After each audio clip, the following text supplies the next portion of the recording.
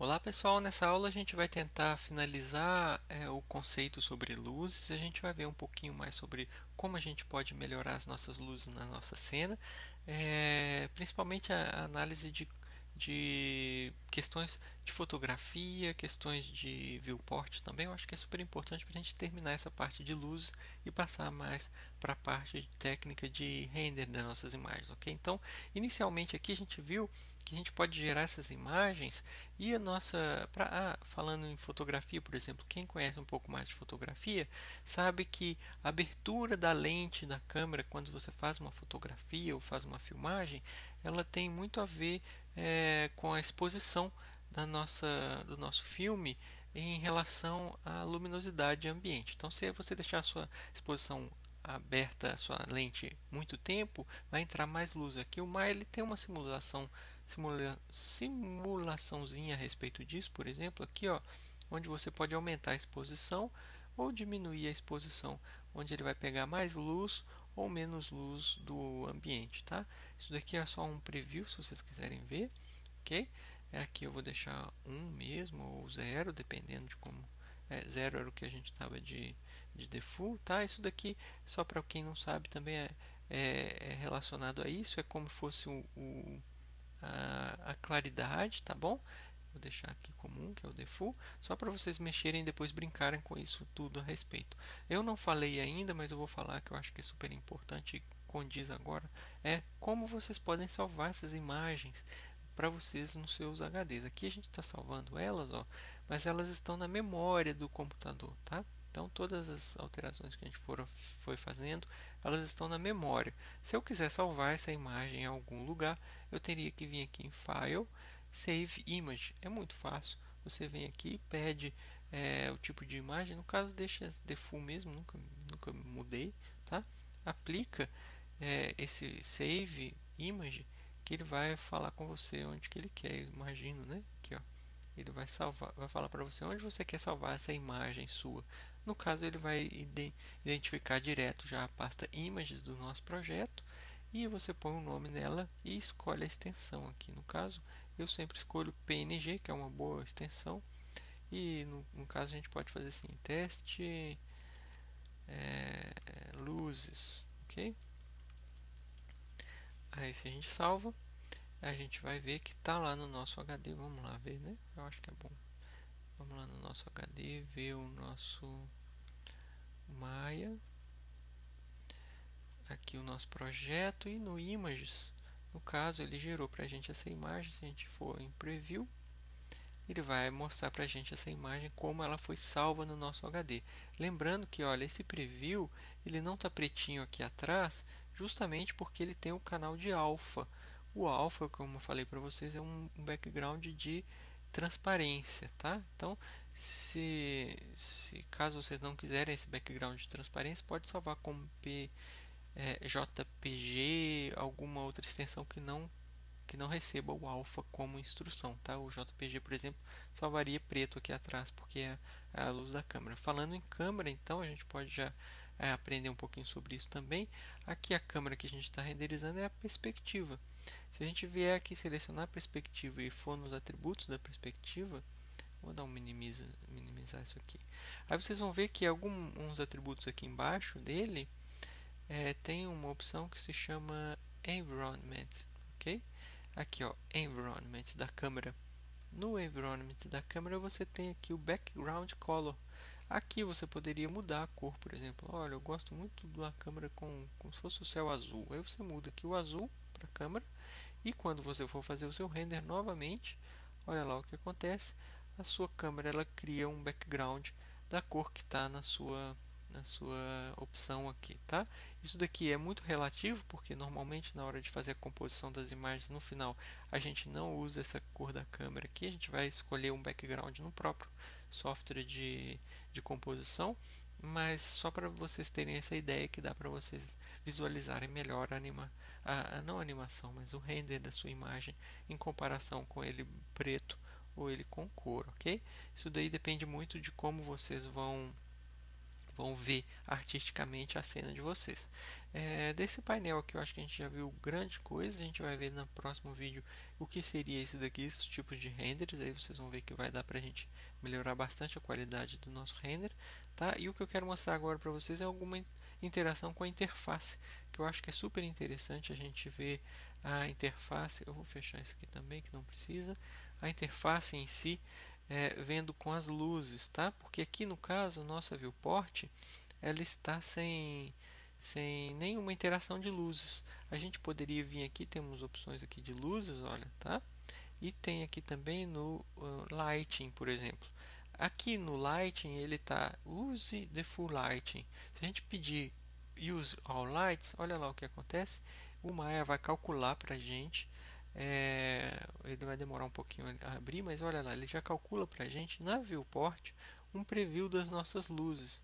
E o que é mais legal com isso é que ele vem aqui, olha, por exemplo, se a gente mudar a nossa luz para um outro ângulo, ele já habilita para a gente uma pré-visualização da nossa luz, tá?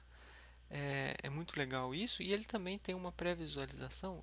Claro, vocês podem aqui clicar no set do seu teclado, ele já vai habilitar luzes, tá? Se você clicar em 5, por exemplo, ele volta para ser default, ok? 7 é o atalho para use all lights. E se você quiser, você pode ver, por exemplo, use selected lights. No caso, se eu selecionar isso daqui, ele não tem nenhuma luz selecionada no momento. Se eu selecionar o spot, ele vai calcular somente a luz do spot, no caso, que é essa daqui. Aí eu ficaria mais fácil para mim manipular qual que é a posição da minha luz, qual é a rotação que eu quero colocar nela, tá? Então qualquer modificação que eu for fazendo na minha luz, na viewport ele vai atualizando. Existe também as opções de, por exemplo, essas daqui a gente nem utiliza muito, mas por exemplo, a gente pode utilizar All Lights e depois pedir aqui em Lights, pode pedir Shadows. Eba, ele vai gerar para a gente, olha lá que legal, um preview de luzes com sombras. E é muito legal isso. O Maya atualmente ele está com a viewport muito boa para se trabalhar esse tipo de coisa, tá? E lembrando que ele tem uma forma de renderizar isso na viewport através desse menu rendering aqui. Observe que eu estou no menu viewport 2.0. É uma viewport mais nova, em que o resultado que dá visualmente na viewport é muito mais bem trabalhada a questão de luz do que o anterior, que era o default. Repare, se a gente voltar para o default, ele volta lá, ó, ele coloca uma luz, mas ele é bem menos bonita e bem menos detalhada do que a viewport 2.0. Então a viewport 2.0 ela é muito boa para visualização do preview de render na própria viewport do Maya. Okay? Existem algumas coisas legais para a gente aprender sobre render no sentido de potencializar a qualidade do nosso render, que é o que a gente vai ver no próximo vídeo. Mas só para finalizar aqui a ideia de luzes que a gente vai terminar agora, é a questão da gente conseguir fazer com que uma luz ilumine uns objetos e não ilumine outros objetos. Então, por exemplo, eu poderia dizer que essa luz aqui de spot, por exemplo, ela vai iluminar, não vai iluminar, por exemplo, essa bolinha aqui, no caso, tá? Então, o P-Sphere 16 não vai ser iluminado pela luz de spot. Então, o que eu poderia fazer seria que tem um menu aqui no Maya, é o Window, Relationship Editors. Aí tem aqui, por exemplo, ó, lá embaixo, Light Linking, Light Centric. O que esse menu abre para a gente? Ele abre um painel onde você tem a listagem aqui das suas luzes e as luzes está dizendo aqui quais os modelos elas estão sendo aplicadas. No caso, esse spot está sendo aplicado em todas as nossas luzes. Se a gente vier aqui desligar, por exemplo, do P-Sphere 16, que é o que está selecionado ali, ó, a gente poderia desligar dele. Aí esse spot não vai iluminar essa luz, vamos dizer, essa bolinha quando ele for renderizado. Então a gente poderia pegar todas as verdinhas, por exemplo, ó, e desligar a verdinha aqui a 18. Eu desligo. Se fosse num arquivo mais de produção, a gente teria isso tudo renomeado. Não precisaria ficar vendo aqui no nossos nomes ali, P-Sphere 12 e tal. A gente saberia, seria o cabelo, seria o olho. Se a gente for ver agora nosso render, Vamos lá habilitar o nosso render. A gente vai ver que o Spotlight ele vai iluminar todas as outras luzes. Aqui ficou difícil de ver porque ele não tá tudo com sombra, né? Então eu vou tirar, por exemplo, vamos renderizar só essa luz aqui no, por exemplo, na nossa viewport.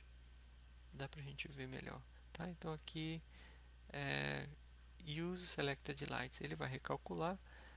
Aqui na viewport, olha, ele não está respeitando o light linking. Isso aí não atualizaram pro 2.0, na viewport 2.0, mas na hora do render ele vê. Se a gente não quiser, por exemplo, fazer também que a luz direcional não pegue a 12, a 16 e a 18 que a gente estava vendo, vamos voltar aqui ao normal, né? Use All Lights. Se a gente for fazer o render dela, agora a gente talvez vai ver melhor, porque não está pegando a luz também da direcional. Só vai estar com a luz do point light, ok? Então olha lá, agora essas verdinhas não estão recebendo a luz do direcional e nem do spotlight. Já deu para ver que a diferença entre a luminosidade delas está bem gritante, né? Então olha, isso daí que eu queria mostrar para vocês é a ideia de você utilizar a luz como light linking, porque às vezes a gente tem luzes, só para explicar por que a gente tem isso, às vezes a gente tem luzes que não quer que ilumine alguns materiais e quer que ilumine outros, tá? Essa questão de iluminar um material e não iluminar outro seria justamente no caso do nosso cristalino do olho, onde você tem luzes para fazer reflexos nele somente para que vai iluminar ele, e outras luzes que não vão iluminar o rosto, porque senão vai dar uma luminosidade em excesso, tá? Então só para vocês pegarem um pouquinho essa ideia de que a gente tem o Light Link. Eu vou voltar com o Light Link para tudo como era normalmente, para não confundir na hora da gente fazer o nosso render na próxima cena. E no próximo vídeo a gente vai ver como melhorar realmente a qualidade do nosso render. Claro, vai aumentar um pouquinho o tempo do nosso render, mas a partir disso daqui que a gente já tem, a gente vai melhorar a qualidade do nosso render com as opções de Maya, ok? Isso aí, valeu!